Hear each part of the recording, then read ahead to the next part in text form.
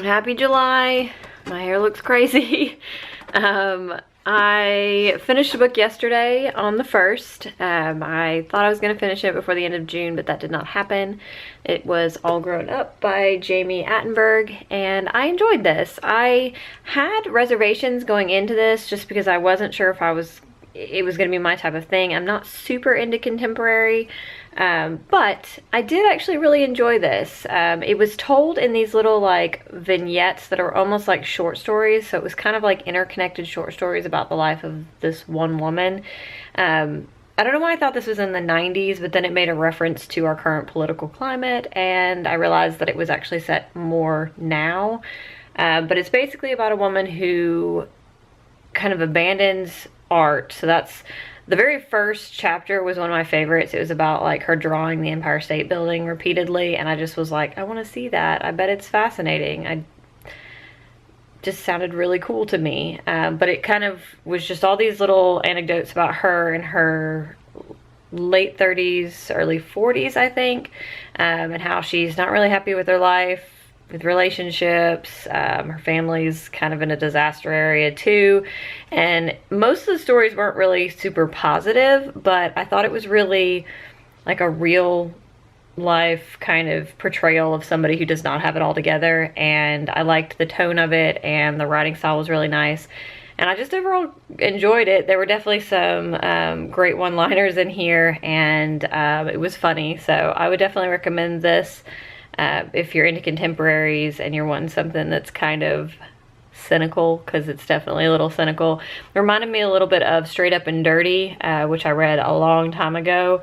So yeah. So I finished another book last night, and that was Neverwhere by Neil Gaiman. I listened to this on audiobook through Hoopla, which Hoopla is probably my least favorite way to listen to audiobooks because it is so buggy, and it kept starting this over again randomly, and I listened to it while I am driving, so that's super problematic and annoying. But I do really like the audiobooks of Neil Gaiman's books because he reads them, and I think that gives it something extra. Yeah, this wasn't my favorite. I really like Richard Mayhew. I think he's such a fun character. And I liked the plot and the pacing and everything, but at the same time, I wanted all parts that had to do with Kroop and Vandemar to just be over. I really was like revolted by them and just ugh. But the whole concept of I'm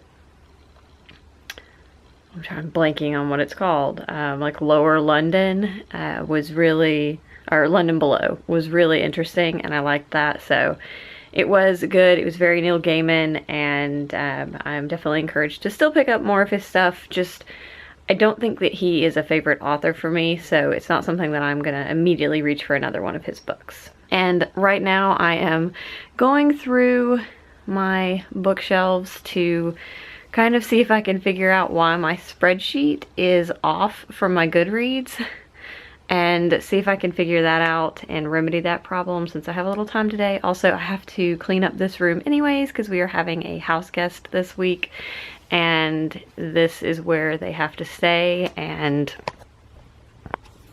it's kind of a hot mess. So I can't decide if I'm going to put up the lights or not, or just kind of let them deal. But yeah, I've got to deal with all of this exercise stuff and Renaissance fair stuff and books and filming things everywhere. So that's what I get to do today. Right, Simon? Yeah, right, Simon? I finished another Animorphs book. I finished book 11, The Forgotten. This one is, I just feel like it doesn't have a point because we don't really progress the storyline. There's like a time travel, like a rip in the space-time continuum kind of thing where there's two sets of the Animorphs, and it's very weird. Like, it felt like it served, the only purpose it served was like for kids to educate them about the rainforest, but it really didn't have a point in the grand arc of the stories. And I think I read somewhere that at this point Applegate was kind of feeling a little doubtful about this book and like whether or not she still had any stories left to write, which clearly she did because there's like 56 of these books. But yeah, I just gave this 3 stars. It wasn't very good. It was just sort of okay, which was disappointing because Jake's stories are usually my favorite. So on to the next one. I finished The Forgotten Room, which is the only published Lauren Willig book that I had not read. This is a book that is written by 3 different authors, so Lauren Willig, Beatrice Williams, and Karen White. Lauren Willig I really love. I've tried Beatrice Williams books and I didn't like them. I didn't get along with what I was trying to read. I don't really care for her writing style or the like insta-lovey, tropey stuff that she does with historical romance. I have such mixed feelings about this. I don't know if you can tell that I have clearly been crying. But not like, this book didn't make me cry. Most of the book I was rolling my eyes because there was such just like ridiculous, over the top, stupid things that each character was doing. And if I'm being honest, I had a hard time telling 2 of the characters apart. So it's basically about 3 generations of kind of 2 families, and how they're all interconnected. So there's a period of, there's the Olive, who is from like the late 1800s, and then there's Lucy, who's from I think like the 20s, and then Kate, who is from the 40s. And Lucy is Olive's daughter, Kate is Lucy's daughter. And they all have love interests, and all of the love interests kind of connect in one way or another, and they all are tied back to this forgotten room in this old mansion. Sounded good, and it was intriguing. I never got to the point where I was like, I don't want to read this, or I'm not interested in this. I just had so many times where I was just like, this is literally the same story repeated over and over again with just different things thrown in. Like, it just felt kind of stale and jumbled, and I don't know if that was a product of 3 different authors and so it didn't mesh so well. Also, there was this weird thing where Olive and Lucy's stories were told in 3rd person, but Kate's story was told in 1st person, and it's never explained why one of them is told in 1st person. So it's never Kate telling the story of her ancestors, because she's sort of finding out the truth as we're finding out the truth, so it's not her telling a story. So there's really no reason for hers to be in 1st person and the other 2 to be in 3rd person, and I just found that really weird and kind of jarring. Like, every time it would switch to Kate's perspective, I was like, what? So yeah, I don't know. It was alright. The epilogue in this was the best part. And I actually sobbed through part of the epilogue, and none of the rest of the book made me emotional, but yeah, hit with the feels in the epilogue. So yeah, and now I'm gonna go see if I can figure out who wrote which part. I kind of have an inkling, maybe a hope, I don't know. I'm just interested to see. So I finished this one this morning. I had such a tiny bit left, so I just turned on my audiobook and worked on some stuff this morning, and I really liked this. I would say that in comparison to the rest of the Robin Hobb books that I've read, not really my favorite. I would give this a 3.5 out of 5 stars.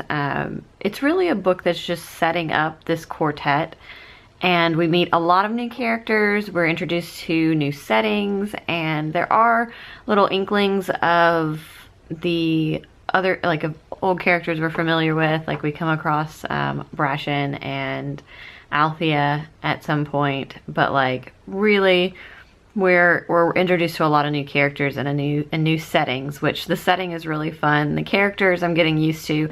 I really like the main character Alice, but some of the other ones I'm just like, you're going to frustrate me. And I can't help but be like, which one of you is Regal / Kyle Haven in this story, because there's gonna be a major jerk in this story. There usually is. But it's also kind of like a pissing contest constantly between different sets of characters. Like, that's the best way that I can describe it, is that it's like every single set of characters that has a story arc, somebody in that set of characters is having a pissing contest about something.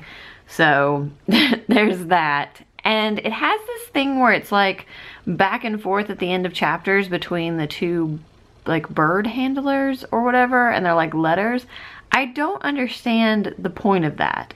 So far it hasn't really introduced much into the story that I've found to be useful or relevant, so I'm not sure if that's going to continue or if that gets relevant.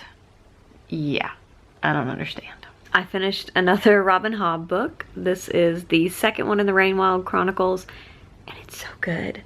So the first one I liked okay, and it started out not my favorite in the overarching kind of arc. This, however, I loved. So many revelations. The part where we find out what the others from Other Island or whatever that is are, I literally gasped. Like, I was listening to this at work with my headphones in, and I gasped. I paused it, and then I immediately sent a Voxer message to Sam from Sam's Nonsense, because I had to just like freak out to somebody, because it was like that revelation at the end of Serenity, when we find out what the Reavers are or where they came from. Like, that's genuinely what I can equate it to. Like, my mind was so blown, and I was just like sitting there freaking out, like, oh my gosh, Robin Hobb, you genius, you crazy genius. Like, everything, we learned so much about dragons and elderlings in this, which is what I am so here for. And yes, love this. Definitely love this, and we have gotten away from all of the pissing contests that the first one had, to where we're actually building relationships and finding out more information, and just really good. Really good. I did finish this. I just finished listening to this while I was cleaning off my desk and kind of browsing the internet. Not really a fan. It was okay. I was most interested in the storyline of Lance and Carrie, because I kind of wanted to, you know, get more of that story, exactly what happened to them. It is explained, but this literally feels like a bunch of half-formed storylines that never get fully realized. So it's all weaved together in the slightly confusing manner, and like the bulk of the story is about basically the narrator and what happened to him and the consequences and him going through his life, and it's a contemporary in that way. But a lot of people say that this is like Ready Player One, and I just don't agree with that. Like, I would never say if you love Ready Player One you're gonna like this, because there's no fantasy element to this at all. Like, there's a turn-based game in there that he's describing, but not in a way that you get enveloped into the game. So yeah, not sure how I feel about this. I ended up giving it 2 stars, 2.5 stars, 2 stars more likely. It just, I don't know. I wouldn't recommend this. I mean, I think there was some interest in the whole you can't know what other people are going to do with your creation, so you don't know what the consequences of your creations are going to be. And that's the part that I found interesting, and I felt like that was such a tiny part of it, and we spent a whole lot more time just like in his head, which I get was sort of the point, but at the same time, like, it just, I think I was billed this book a lot differently than what it turned out to be. So it's definitely a contemporary with like some gaming elements to it, but it's definitely not gonna be something that would be for fans of Ready Player One. So I finished this one, and I am not sure how I feel about it. It's told in lists. I talked about this one. I hauled it in my Malaprops haul, but it's told in lists. Let me see if I can show you a little bit better. So just different lists. And it is basically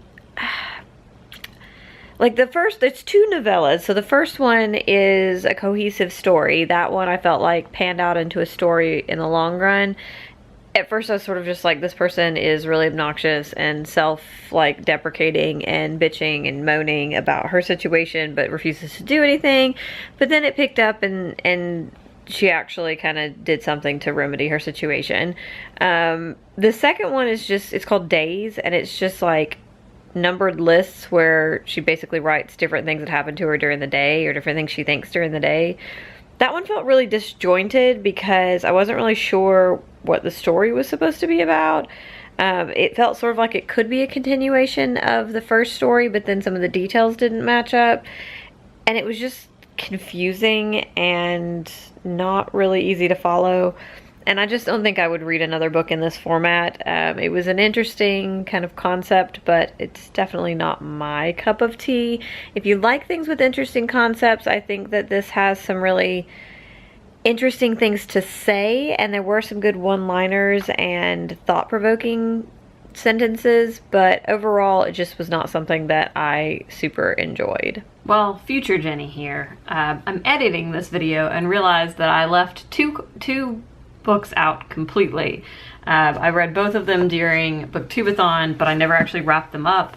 First one was Margaret the First. I talked about this a lot in my Booktubeathon wrap up. This book surprised me a whole lot. So this is a book about Margaret the First, or Margaret Cavendish, and it's about her life. So she was, I think it is that she was the first woman to really be a published author, and she's really eccentric and just this really unique person, and it's about her life and kind of the struggles that she goes through.